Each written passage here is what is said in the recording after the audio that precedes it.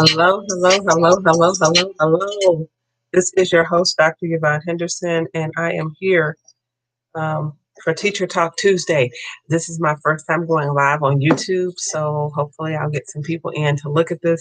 But I started this podcast last when the epidemic started, and it was actually awesome, and I enjoyed it, and I just want to bring it to you live right now.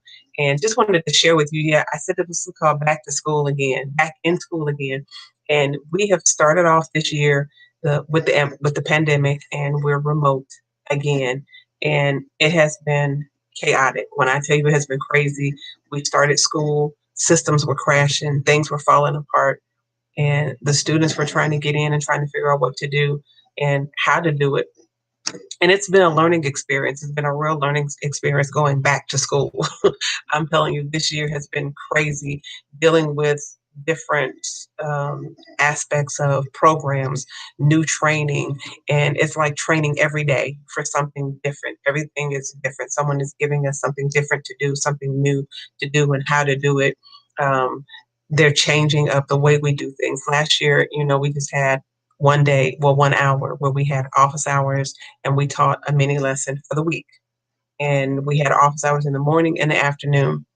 And it worked pretty well. Kids came in and probably had about 40 kids out of 101. I probably had like 41 kids that were consistent and coming into the remote learning. Well, now we have our schedules. We have our whole regular schedule, a whole regular schedule. I have my first period, my second period, my third period, lunch, fourth period, an advocacy class, and then my last period. We are in school. I am on that computer, looking at that computer from 8:15 in the morning until 4:15 in the evening or afternoon. And when I tell you it has been draining going back to school and doing it this way, it has been very draining. I would rather be in the classroom. I know that probably sounds crazy with everything that's going on, but um, trying to get kids in and get them engaged, they have their cameras off. You don't know if they're listening, if they're paying attention. I caught a couple of kids, they turned their camera on and didn't realize their camera was on. And they were playing video games in the middle of me teaching a lesson. But when it comes time for your grades, your parents gonna be looking at me crazy, wanting to know why you not passing. Well, we record everything. Every lesson that I do is recorded, so the parents can come in and they can see. I can show it to them. I can take them back to the day where it happened and let them see the recording and let them see that your child is sitting at home playing video games when they're supposed to be in class. Had a student called in and came in at 4:15. I was in a meeting with a parent and he came in at 4:15 and said he had been asleep all day because he only had 3 classes. Dude, you were in sixth grade. How do you think you only have 3 classes in a day as a sixth grader? You on a college schedule. That is not for you.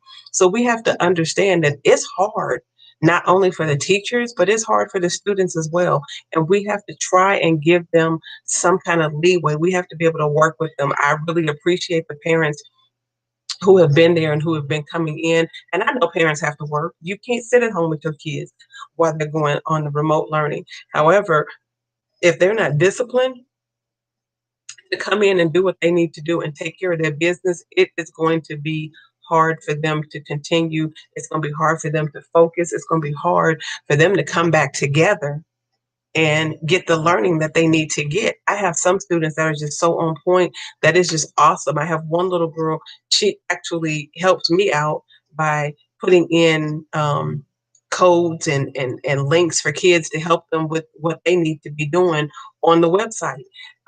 There's a lot of training that needs to go on with the kids, not just with the teachers, but so the kids can actually get on that platform and actually work their way through the platform of learning how to work online. Now, you have to understand, I have sixth graders.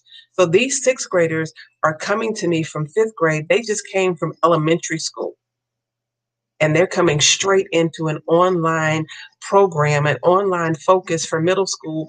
And it's already new to be in middle school. And now you want me to be able to come in here and do this remotely. These kids are, some of them are just on it, some of them are just jumping in and running with it. And then you have some who are just sitting back scared and not knowing what they need to do and not understanding what they need to do.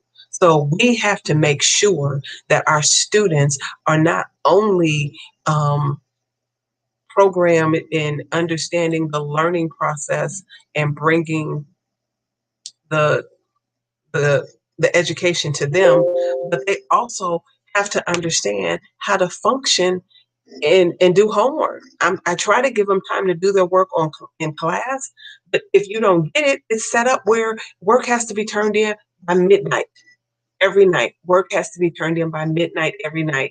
And I have some kids who have not turned in work, have not turned in work. And I'm like, okay, what am I supposed to do with this? Okay, there we go. That's a little bit better. Get some of that glare off. So how am I supposed to help them if they don't come in here and do what they need to do? We only have 20-minute, 25-minute office hours. I have over 100 kids. I can't call 50 parents in one 20-minute office hour period and still be able to deal with the kids who are coming in to get help during my office hours. During my planning time, we're in meetings, we're still training, we're still learning how to do stuff. So it's wreaking havoc on everyone. When I tell you I am tired, I am burnt out because sitting in front of a computer all day long, every day, is burnout. I can only imagine how the kids feel with all of the energy that they have built up in them, that they have to sit still and not be able to go anywhere. This is not school as normal. And we're back in school again. We're at it again, and we're still having things that we haven't figured out. There are so many glitches in the system. Students who are fresh, newly enrolled, can't get into the platform to do their work. So how long does it take for the district to get them put into the system so they can get in there and do their work? But yet you're coming at me saying, well, you have to do this, you have to take attendance, and here you have to make sure that they're doing work in this area, and they're not even logged into that yet because the system hasn't put them in. I had parents inboxing me, well, what is my child supposed to do if they can't get into this platform to do their work? I can't hold them accountable. I can't penalize that child because they can't get into the system. But this is the new age. This is what we're dealing with right now. And I'm just really afraid because there's a number, they had it on the news, a number of schools who already have people who have tested positive for COVID in the school building, and the students aren't there yet. But yet we're ready to open up the schools again in October. How are we ready to open up the schools in October when we have people who are testing positive in the school when students aren't even there yet? So what's going to happen when the students come in? Students may already be affected. I don't know. I mean, we have parents who send their kids to school with a cold. You got a runny nose. Y'all know it. The little kindergartners and stuff, they come in there, the runny nose, because, hey, miss, how you doing? And they want to hug you and be lovey-dovey. What are we going to do with COVID? How are we going to ensure the safety of our children and going back to school again?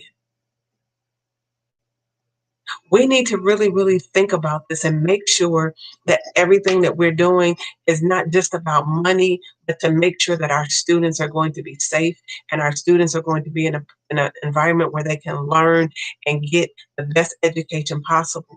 I'm doing the best I can to teach them online, but when I have students who do not want to engage, students who do not want to turn on their cameras, students who do not want to talk on camera, students who won't even type in the chat.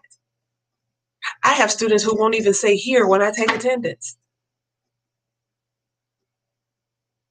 So a lot of this it's not good for some of our kids. Some of our kids are flourishing. Some of our kids are enjoying this, and some of our kids are making it happen. But we have those who are shy and who are introverts and who are standoffish and not going to come into the camera.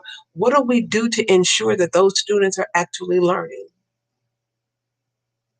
Oh, and then you give me another format to do that's online. That's what they're shying away from. So why give me more tools to keep them online and they don't want to come online? I've been debating, I've been trying to figure out what I'm going to do if I want to go back because there are so many people who are looking for teachers um, to not to not go back into the school, but to actually um, stay remote. I have parents who are questioning, who are asking. Um, it's okay being at home remotely. I love it, but I love hands on. I love being there, and I think I would do a better job in the classroom than I am with those who are not engaging online. So I'm willing to put myself out there. I'm willing to make that sacrifice. And I just pray that, God cover me and do what he does. But I think to be able to see them and to talk to them and to see how they respond and to see how they act would be a good thing. But we have to make sure that it's a safe environment for all because we have the holidays coming up. We're going to come back and then we have the holidays, Thanksgiving and Christmas. These kids are going to go spend time with family members. We don't know what's going on out there. And then they're going to bring it back.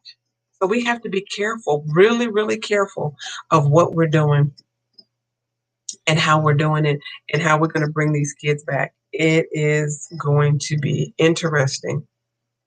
So we have to make sure that what we do is going to be conducive and fitting for all, not just a few. There are some things that we just have to be careful with. And bringing our students back is one of them. We have to make sure that everything is going to be in a manner that is conducive for our students.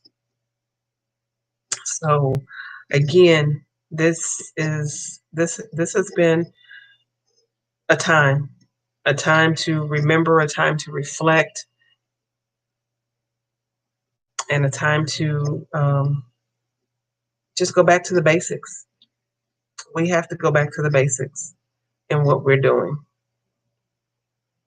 So again, I thank you for listening. This has been your host, Dr. Yvonne Henderson with Teacher Talk Tuesday. And if you like what you hear, go ahead and click the like button, share, and subscribe. And we'll have more live streams coming for you soon. All right. Thank you.